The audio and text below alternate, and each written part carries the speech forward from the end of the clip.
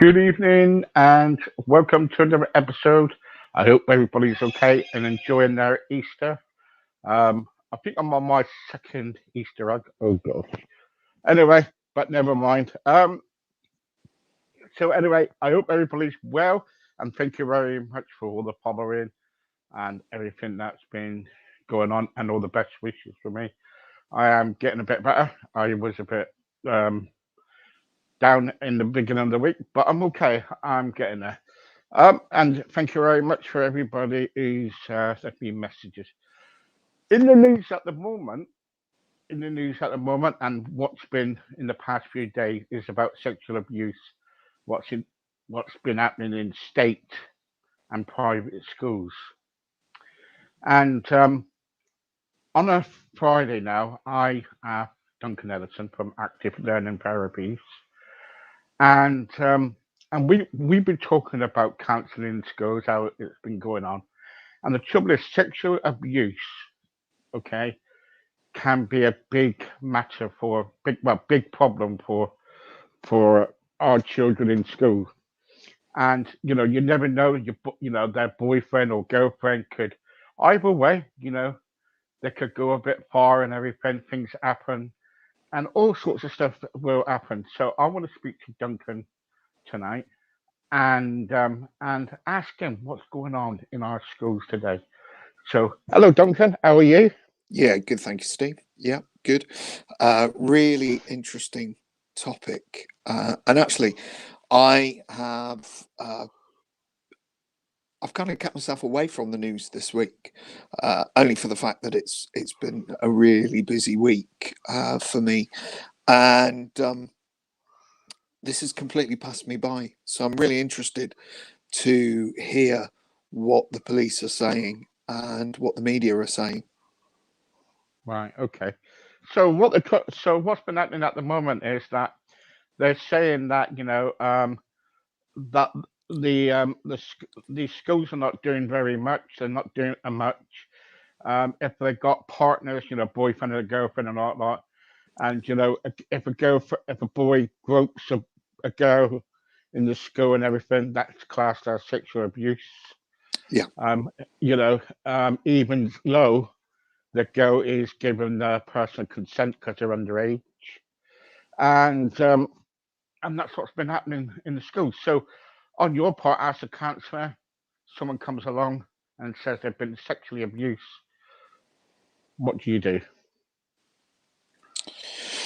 It's a really difficult and sensitive subject, and one that there's probably 101 answers. So, first thing we need to establish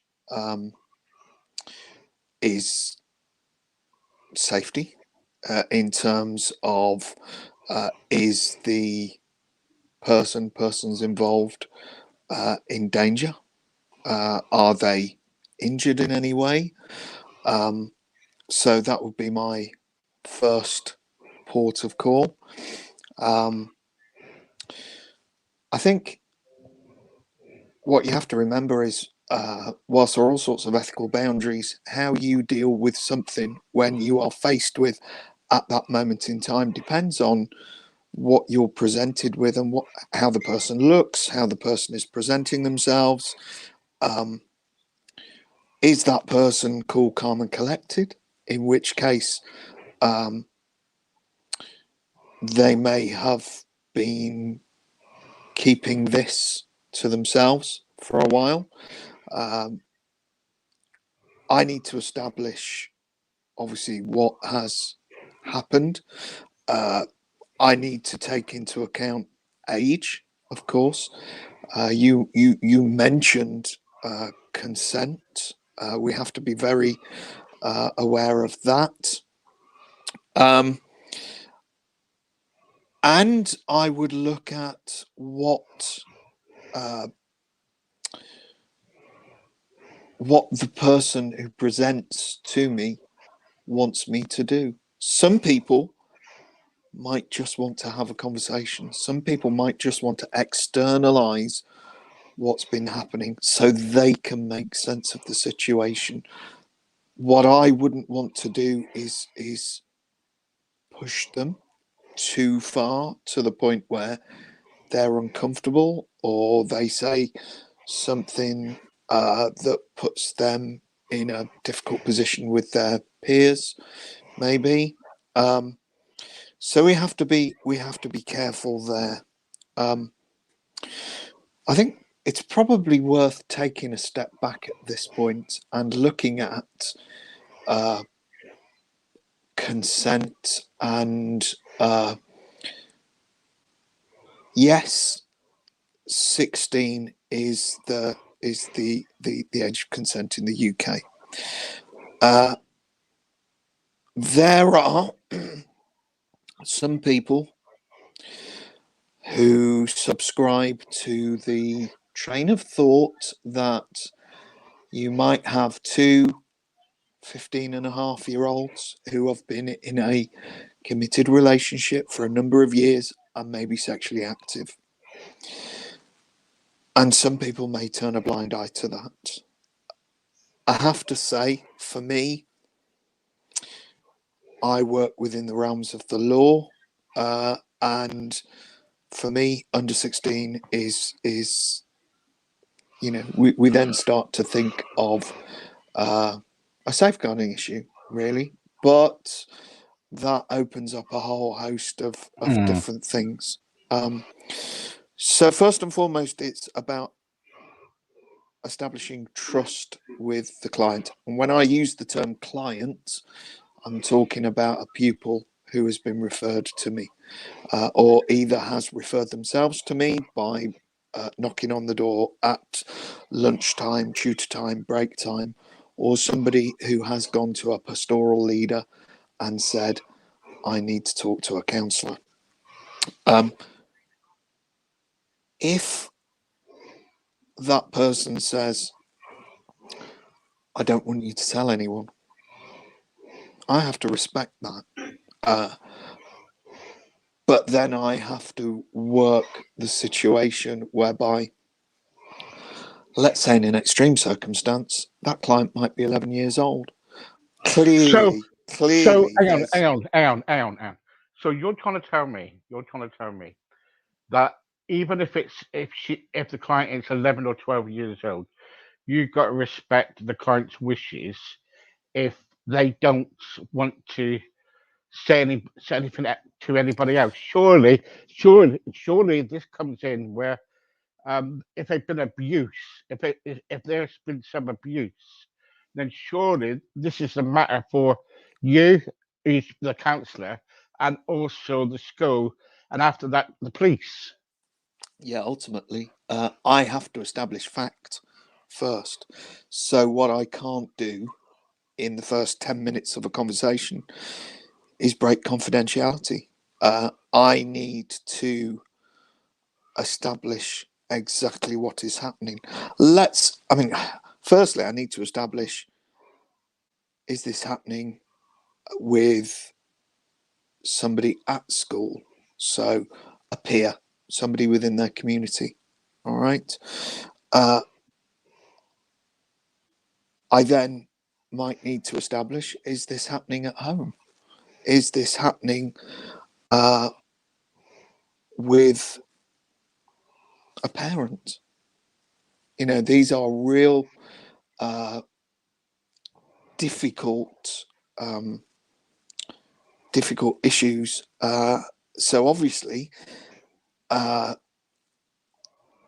it ethically, morally, it would be easy to say, well, let's phone the parents up and say this is what's happening and call the police. Yeah. What happens if the abuse is being carried out by a parent, a step parent, a brother, a sister?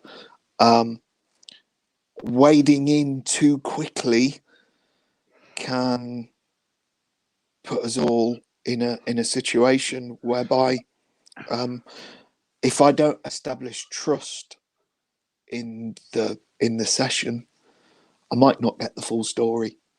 And if we don't get this, sometimes I am the only, and I get told this by social services, I am the adult in somebody's life, and that can be quite shocking.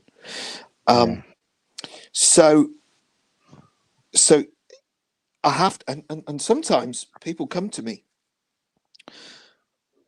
and they will have a very credible story,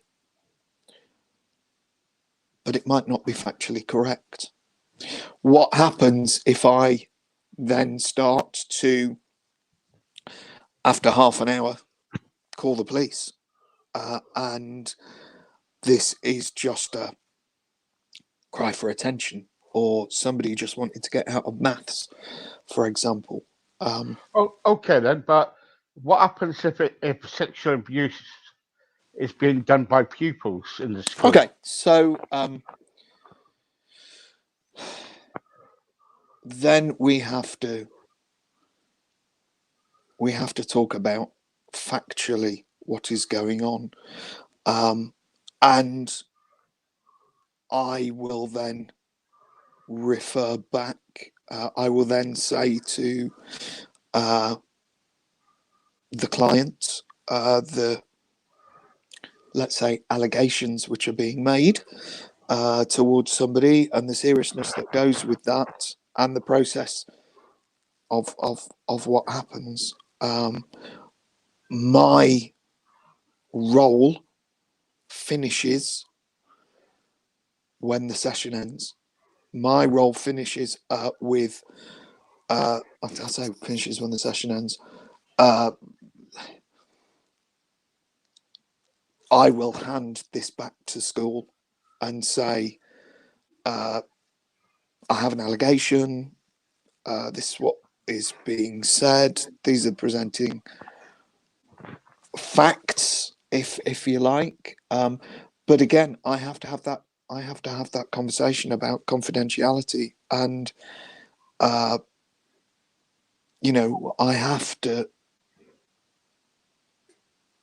have to seek consent to break that confidentiality. There are times when sensitive things happen and it might not be appropriate at that moment in time to do anything about it. Yeah, but see, the trouble is, I've been reading for the last couple of days. It says here, sexual abuse by pupils is widespread across state and private education, according to a leading police officer. Right. Yeah. So, surely to God, if this is going on in the schools, surely, right, and if no one knows nothing about it, isn't it about time that they do know something about it? Absolutely. How do you bring this to light? It's something may have happened that both parties may regret. Still abuse. Abuse might not be physical contact, by the way. Abuse might be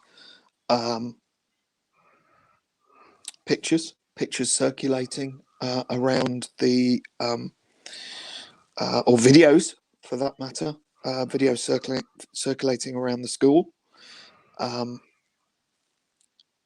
That becomes a much wider issue, and one that, there has to be a discussion about. Yes, it needs to stop. I agree.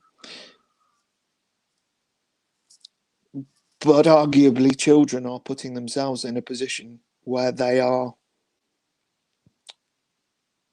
putting themselves in harm's way. So, for instance, they may think it is acceptable to take a revealing picture of themselves and send it to somebody. The reality of sending it to one person in a school is unrealistic, because that one person's going to go, here, guess what? Somebody's just sent me. Oh, I'll send it you, but promise me you won't send it to somebody else. And it just gets wider and wider and wider. In that case, it doesn't take long for school to realise what's happening. Oh, Somebody will say, and it will be brought to teachers' attention. yeah. So Look at our pay. Sorry, Duncan. How about our paying schools? Because here it's got like a following the week in which several high-profile fee-paying schools have been accused of failing to deal with complaints about rape culture. yeah, doesn't matter whether it's a paying school or a state school. Rape is rape. How schools deal with it, I can only talk about my experience in the schools I work in, and so far these things are dealt with sensitively. We would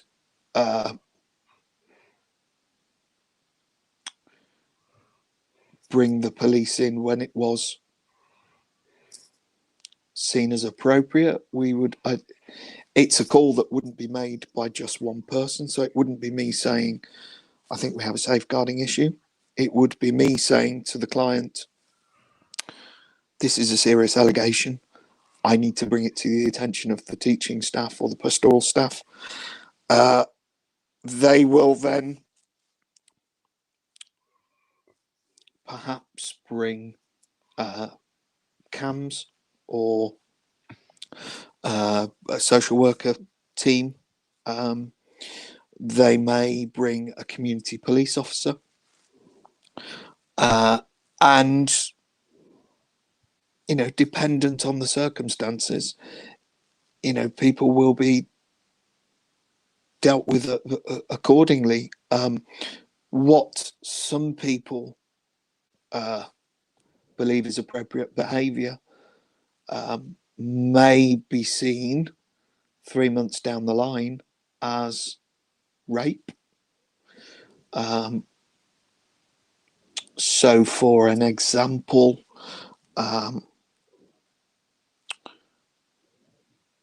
there may be a situation where there might be two consenting clients I'd say consenting, so they're over the age of 16. There then becomes a fallout after they split up. And 3 months down the line, one party feels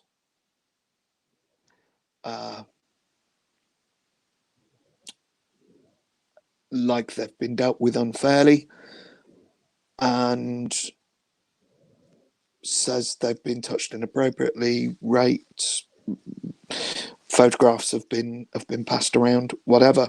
But how is it happening? How is it happening in our schools? Because how is it? You know, It's not in just happening America. in schools. Oh It's no, I happening know. everywhere, isn't it? It's Yeah, yeah, I know that.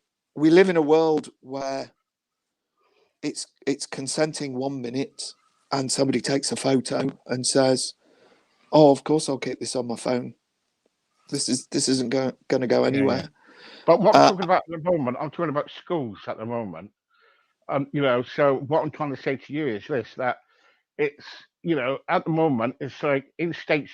Say you're paying a fee. If you're a dad, if you were sorry, you're a dad. I know, but if you were paying fees for your school, your children to go to school, get the best education possible, and all of a sudden, right in that school, there's rape culture going on, there's kind of abuse going on, and everything else like that, and the school's not tracking on it or keeping an eye on it, wouldn't you be concerned?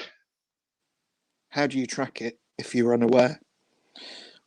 Is is the chicken and egg situation. Yeah, of course. I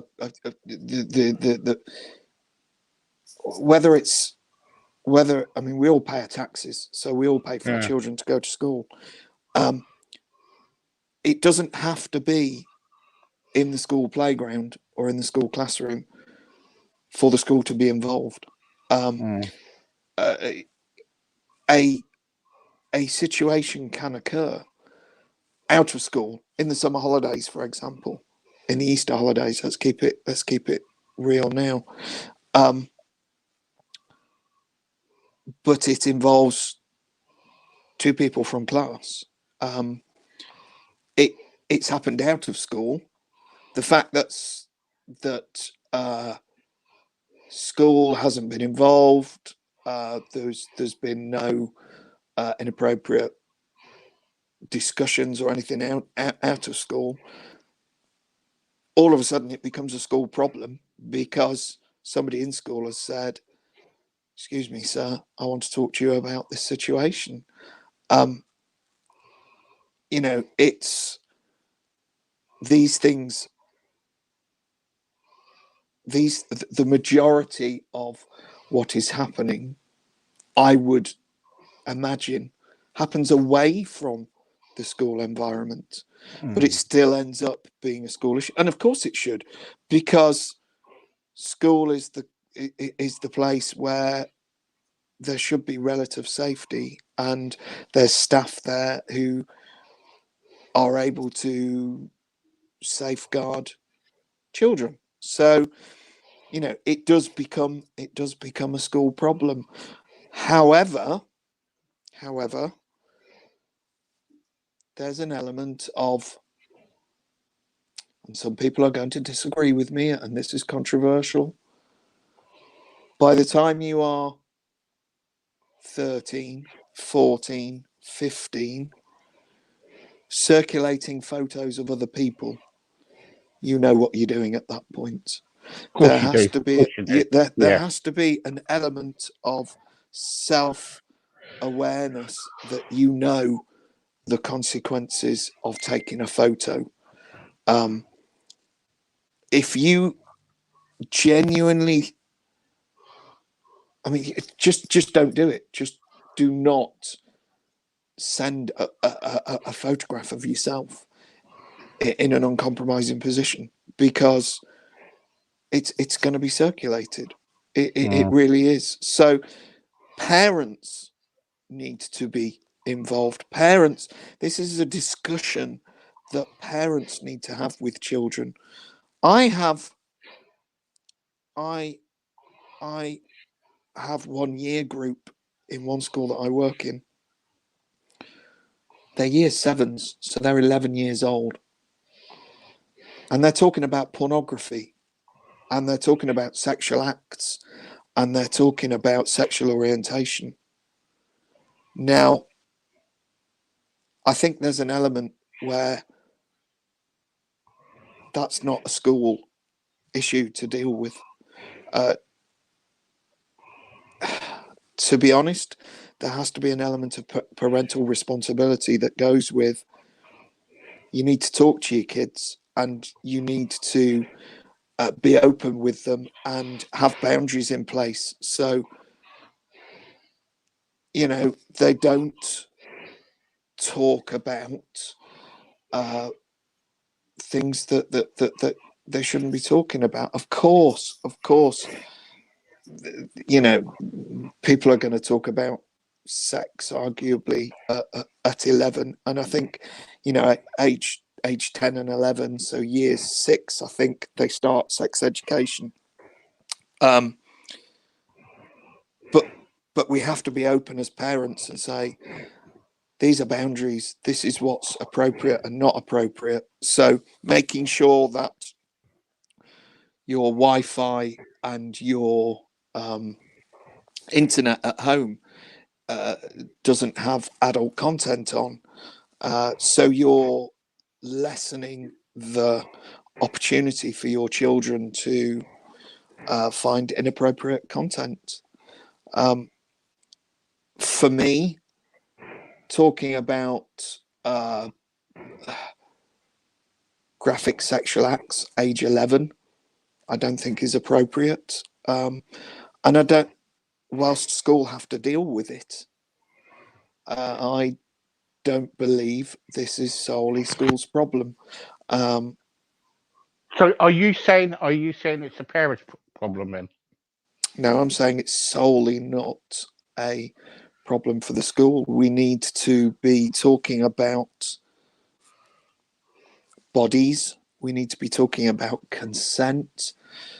We need to be talking about the fact that nobody has authority to touch or look at your body under the age of 16. If older children, and I'm talking about, 14, 15, choose to do that, then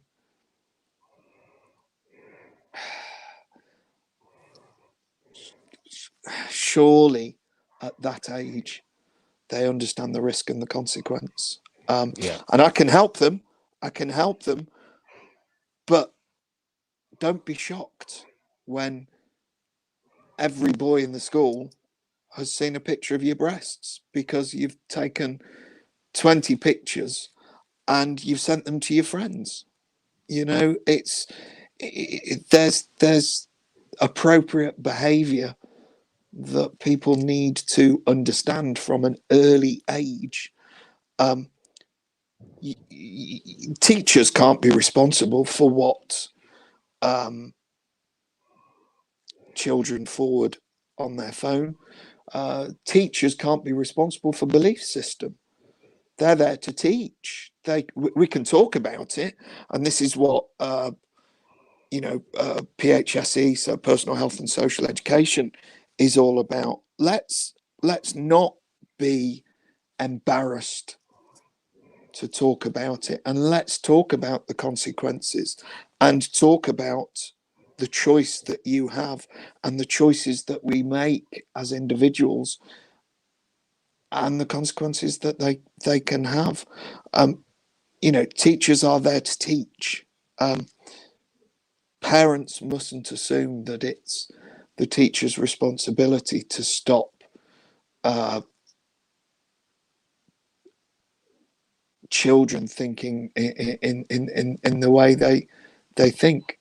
Teachers can guide, but ultimately, if there's a sexual culture at home, and by the age of 12, the parents are discussing sexual content or inappropriate content in front of their children, I worry whether you are beginning to condition your child to behavior that is beyond their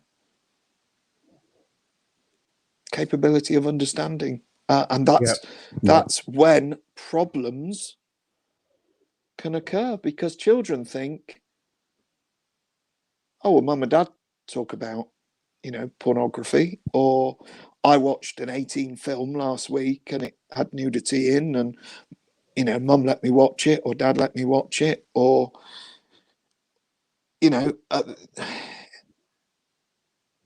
or there isn't any parental safeguarding in place with, computer systems at home. Put it in place. And yeah, people will say, okay, we can turn the Wi-Fi off, and then we can turn 4G on your phone, and you'll probably find nude content, probably. But let's make it difficult. We don't want children accessing that level of content. But then if they do access that level of content, as parents, we need to be able to face up to the conversation and talk to them about boundaries and consent and rape and the digital age, and the dark web and so on and so forth. This is not just a parent's responsibility. This is not just school's responsibility. This is everybody's responsibility. This is a cultural issue at the moment. I'm quite horrified, really, that children age 11 can talk graphically. There are words like, if I said rail, as in what the trains, what the trains run on, would you say that was a sexualized word, or would you say that was an innocent word? Innocent, completely. As I've recently found out, the word rail is a graphically horrific word for sexual intercourse, and it's what young children, I say young children, 11, 12, 13-year-olds are using as slang in text, in written word, in notes. I wouldn't have picked up on the word rail if I'd had picked up. My son hasn't got a phone yet because I don't believe he's old enough. But had I picked up a phone and in a text message saw the word rail, RAIL, I would not assume that it was a sexualized word. It's graphic. It's essentially it's the F word. I was completely unaware of that, and a 12-year-old had told me that it's being used regularly by 12 and 13-year-olds, and it's open, it's everywhere, So we have a culture where actually the words and the phrases are actually a bit underground. We, as parents, we perhaps wouldn't be aware of the words and the terminology that our children are using, because it seems like day-to-day, conversation. So how do you pick that up if you're unaware of it? It is so difficult. This is not a school thing. This is not a parent thing. This is a society thing, and we all need to be aware of it. We all need to be aware that actually a child could pick up a phone that's left unlocked on a table. Somebody perfectly innocently has gone to make a cup of tea, and a child picks up an adult phone that may not have the adult barring on, and just for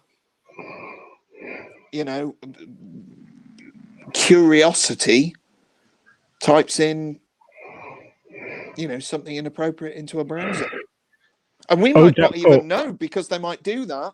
You've come back from making a cup of tea and they've put the phone down and cleared the browsing history. It's really difficult. That thought, brilliant. We'll be back in a minute. We're just going for a break. Hang on for a second.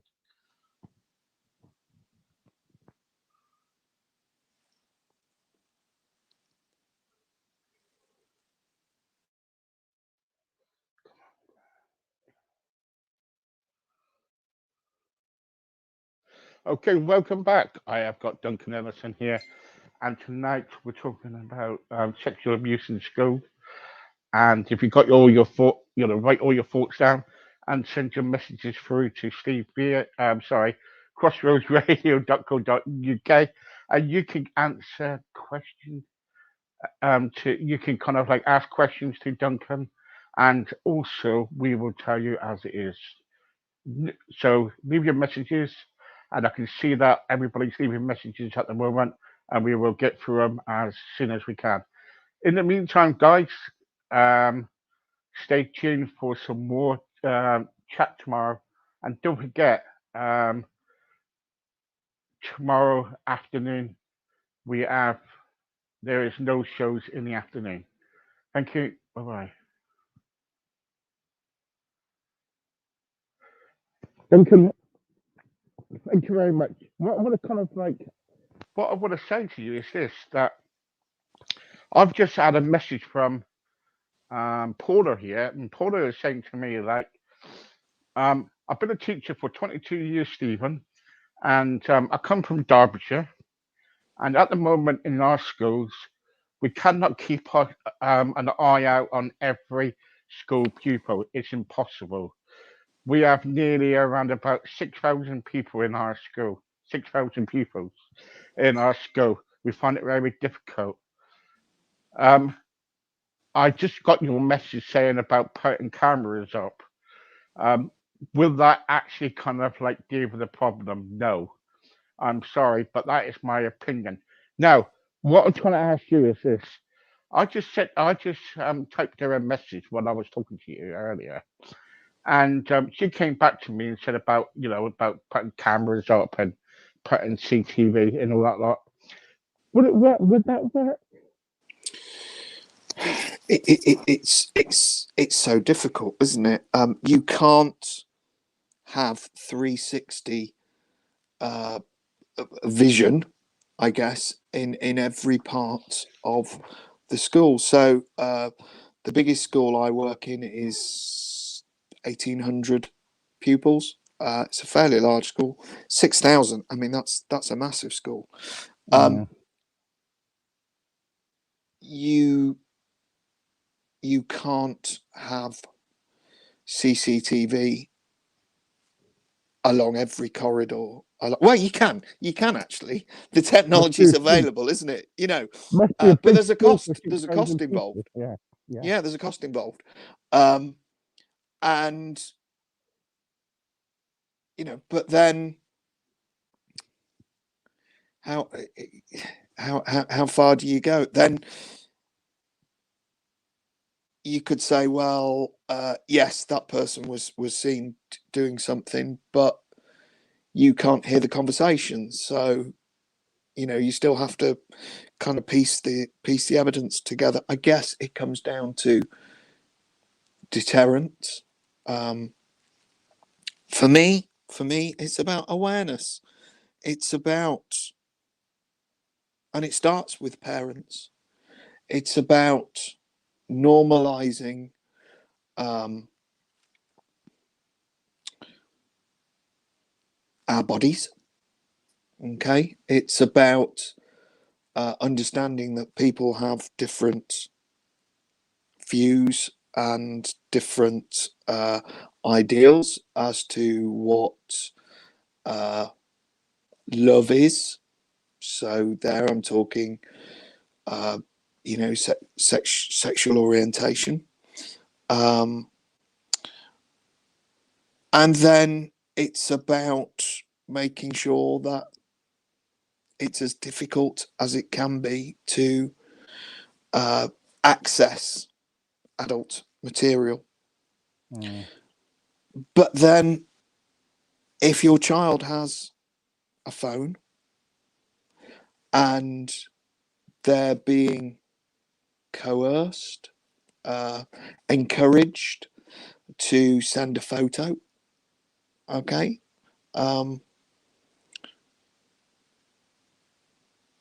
it might start with unbuttoning the top. It might start with lifting the skirt. It might start with, dropping your waistband of your trousers. And it's not just girls who send pictures. It's boys that send pictures. Boys send pictures to boys. Girls send pictures to girls. And that then becomes difficult as well, isn't it? Because if that's not your sexual orientation as you understand it, then arguably that's, and it's unwanted. for a start, that's abuse. Oh, So, you know, it can start innocently enough, and then confidence takes over, or bravado, or, you know, yes, we could then say, you know, older people grooming younger people. We know all about that. Uh, in my experience, within schools, let me just be clear, very rarely does that happen. In fact, I don't think I've ever come across a situation where I've had an older school child grooming a younger school child in school.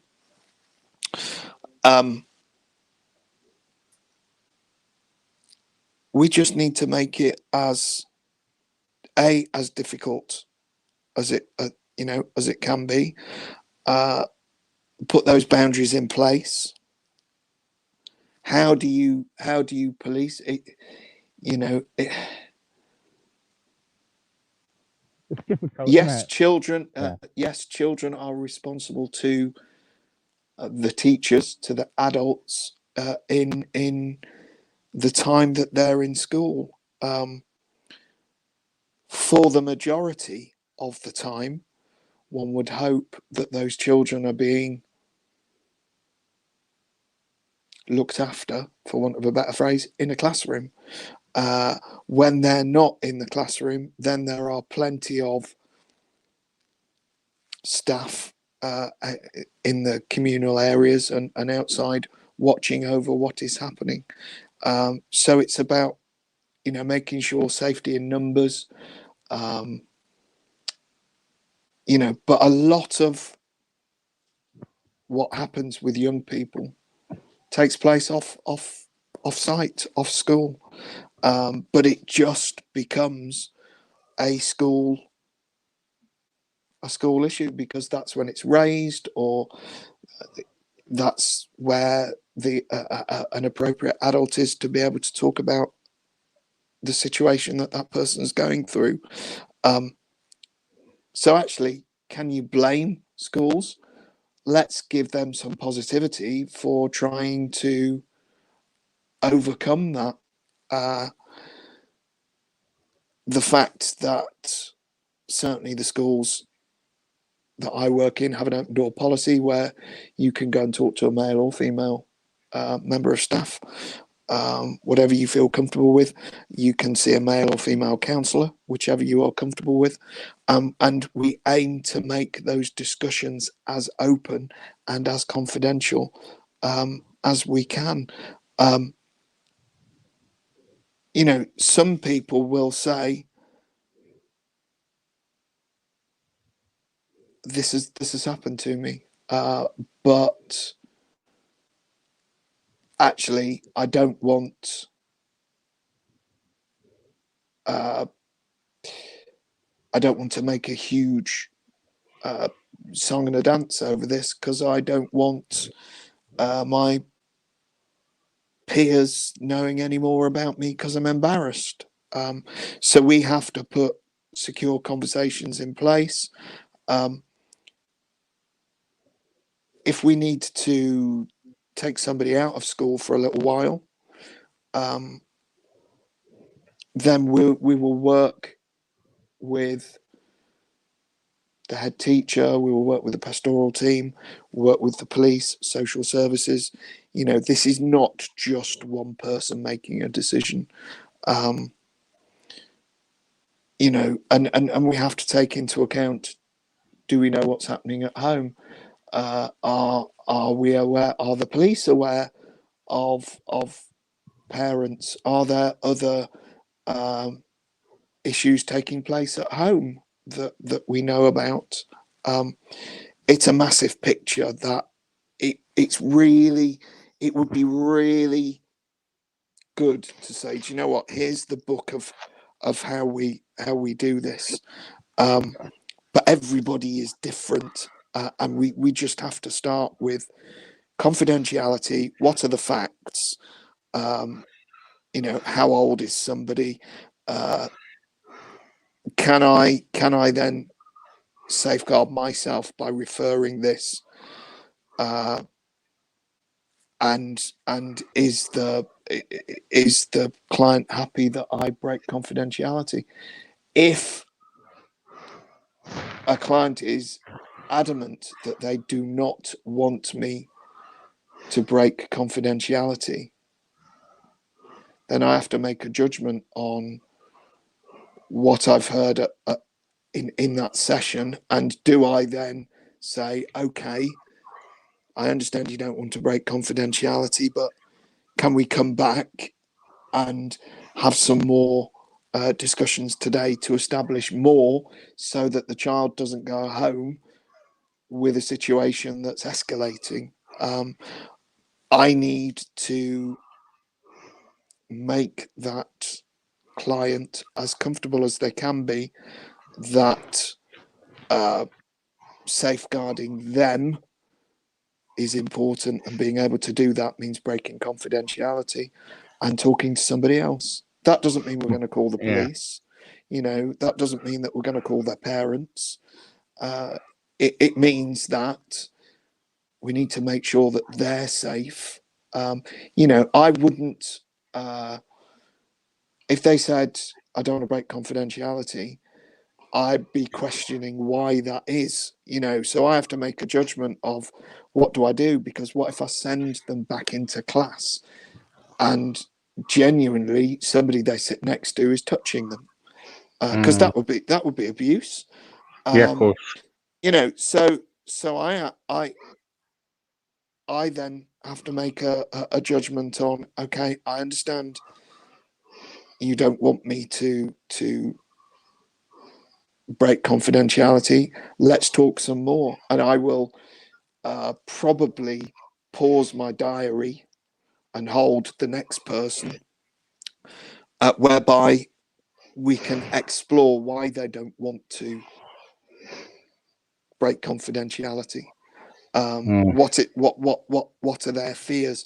And then we can work through that, and we can work through the reasons why it's important for safeguarding, and it's important not to send them back to class, and it's important that we don't send them outside on their own, and that it's important that somebody else knows, so that if I was to be called into another session, as soon as the session had finished, and then I didn't have the opportunity to tell anybody, and that person went into class, then there would be a situation, wouldn't there? So it's important that I safeguard myself, and bring other people into the mix. So that would more than likely be the pastoral year head, who then would probably bring the form tutor to do a character assessment, and then it would more often than not be taken out of my hands, and I would be given the client back at a point where they want to talk more. So as soon as any legalities come up, it's way out of my hands by that point. I'm there to talk to them and comfort them and make them feel worthy about themselves, and make them understand that they're not being judged, and that they can talk about what has happened without embarrassment, and know that they're safe. That's ultimately my job. Well done. Thank you very much. It's tough. It is probably one of the most hardest subjects that I can face working with young people. Yeah. I'm sorry to say, I'm sorry to mention it, but I just felt that, I needed to kind of talk about it. That was all. But isn't that my point? Exactly, Steve. We do need to talk about it, and we need to be aware of it as parents, and we shouldn't be embarrassed, because if we don't talk about it, we don't educate our kids, and actually, we don't know. It's all very well, allowing kids to be on their phone at 11 o'clock at night. Great. let them do that. But who do we know? Who they're What they're talking doing to? here. Yeah, Yeah. absolutely. Yeah.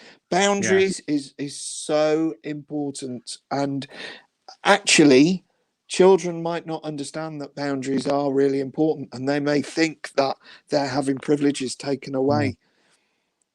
Yeah, Well, quite possibly. But if that's for safeguarding, put it this way: if I have my children with me now, and if they was up 11 o'clock at night playing with their phone, they won't be. I don't care who it is. As long as if they don't respect respect it, then they're good. They'd be in the wrong. But up to 16 years old, if they're in my household, and that's it, and it'd be taken away from them. They won't be playing no phone or on no computer. Not 11 o'clock at night. No, I wouldn't have it. we shouldn't be afraid as parents to say no. And we're in a culture at the moment where a lot of parents use technology as escapism to occupy their children's time. Give them the Xbox, give them the PS, give them the phone, give them the iPad, whatever. And with that comes the opportunity to talk to people that are purporting to be 14-year-olds who are not 14, who are 25. There's been one in the news. There's been one in the news today. As I understand, I haven't seen it myself, but somebody mentioned it today. Yeah. And this is what we open ourselves up to as parents if we don't put boundaries in place, and then it's very easy to pass it off as a school problem. Thank you, Duncan. Thank you very much. No, my pleasure. Thank you. Anyway, thank you very much, guys. Look, listen to me, right? We all have our own kind of feelings about this subject. It's a big, really big subject. All I can say is this: that what decisions that we make in life, whether it's right or wrong, we are the ones who's got to face the actual problem. And on that account, thank you for watching. Thank you for leaving your messages. And I will see Duncan again next week on a different topic. In the meantime, thank you. And God bless you all. Bye bye.